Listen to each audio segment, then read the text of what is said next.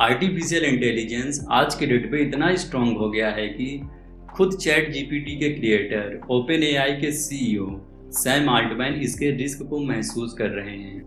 We think that regulatory intervention by governments will be critical to mitigate the risks of increasingly powerful models. In March this year, some of tech's most prominent mind wrote a letter. It included the like of SpaceX CEO Elon Musk and Apple co-founder Steve Wozniak. They asked world leaders to hit pause to stop AI development for 6 months. तो क्या आज के date पे AI इतना strong हो गया है, इतने बड़े बड़े टेक जायंट के सीईओ भी इसके खतरे को महसूस कर रहे हैं। 3 डिकेड्स पहले AI पर बेस्ड एक ब्लॉकबस्टर मूवी मैट्रिक्स आई थी, but today AI is everywhere. Artificial intelligence का नाम सुनते ही अगर किसी चीज़ का सबसे पहले ख्याल आता है तो वह है chat GPT. But what is artificial intelligence? In fact, AI is all around. Using Google Maps, that's AI. Talking to Siri or Alexa, that's AI too. Face ID to unlock your phone, that's too is AI. YouTube, Instagram और Facebook में आपके feed में जो video popup होते हैं वो भी artificial intelligence है। So what's exactly artificial intelligence? What makes us human special? हम इंसानों को ऐसी क्या चीज़ है जो स्पेशल बनाती है? हमारे सोचने की एबिलिटी ही हमें अदर एनिमल से स्पेशल बनाती है। That's exactly what AI is trying to. एक ऐसा रिप्लिकेट सिस्टम जो इंसानों की तरह सोच सकता हो और प्रॉब्लम सॉल्व कर सकता हो। Basically intelligence but artificial. Idea बहुत सिंपल है, to recreate human like thinking to solve problem, which brings us to another term machine learning. Machine learning में मशीन एल्गोरिथम और डेटा का यूज करके अपने आप सीखता है और चीज़ों को प्रिडिक्ट करता है। लाइक ह्यूमन, जिस तरह से इंसान अपने वर्क और एक्सपीरियंस से कुछ अच्छा और बुरा सीखता है। सपोज कीजिए आपने अपने यूट्यूब के फीड को स्क्रॉल डाउन किया और आपने एक डॉग का वीडियो देखा और आपने उसे लाइक किया। यूट्यूब का एल्गोरिथम आपके इस लाइक को नोट करेगा और आपके फीड में डॉग के वीडियोज को फिट करेगा। So what the algorithm has done, आपने किसी वीडियो को लाइक किया और एल्गोरिथम आपको सिमिलर कंटेंट रिकमेंड करने लगेगा। AI ब्रॉडली 3 कैटेगरी में कैरेक्टराइज्ड है। फर्स्ट, आर्टिफिशियल नैरो इंटेलिजेंस, जहां सिस्टम को एक टास्क दिया जाता है और वो वही करता है, जैसे self driving car, streaming apps, even health care system. इसके बाद आता है आर्टिफिशियल इंटेलिजेंस का सेकंड स्टेज। इस स्टेज में AI मल्टीपल चीज़ें एक समय पर कर सकता है। चैट जीपीटी इसी स्टेज में स्टैंड करता है। And then we have third stage, जहां चीज़ें थोड़ा सा स्कैरी हो जाती हैं। इसे कहते हैं artificial super intelligence. In this stage basically machine learning going beyond human intelligence. इस स्टेज में उनका अपना खुद का माइंड होता है। अगर आपको याद हो रोबोट विलन के साथ science fiction movie, this is that stage.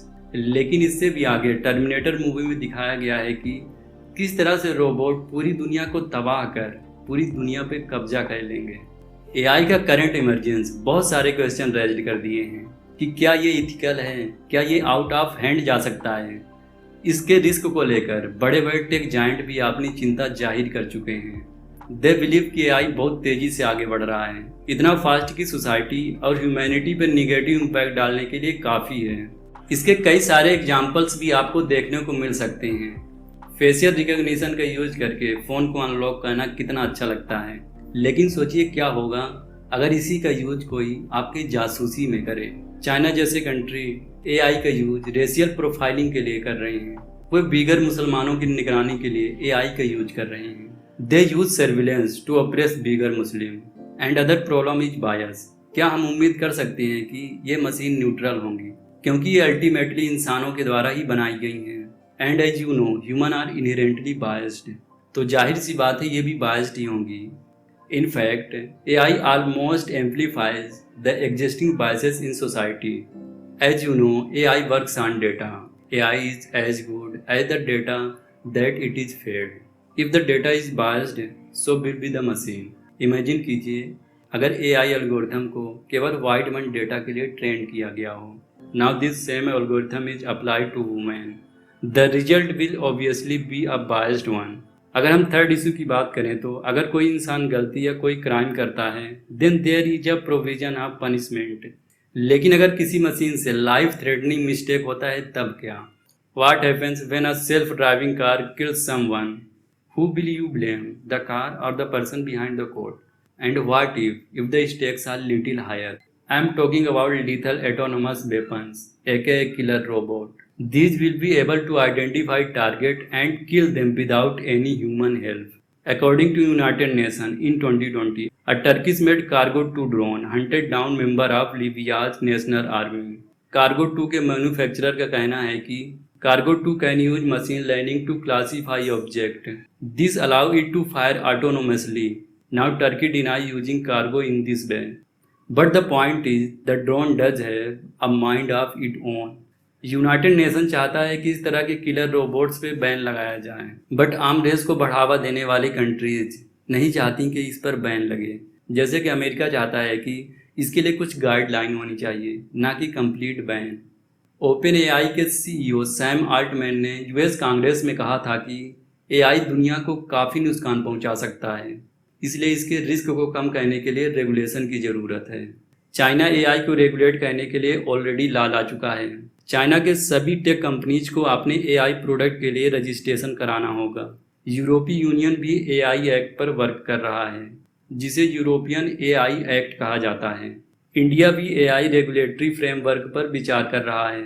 जिस ब्रेकनेस स्पीड से एआई आगे बढ़ रहा है, उसको देखें तो लगता है कि हम ऑलरेडी लेट हो चुके हैं, like we were with social media.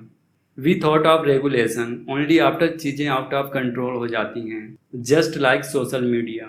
AI भी दोधारी तलवार है। It can be use for both good and bad, so we must not repeat the same mistake that we did with social media. The regulation must come before the damage is done.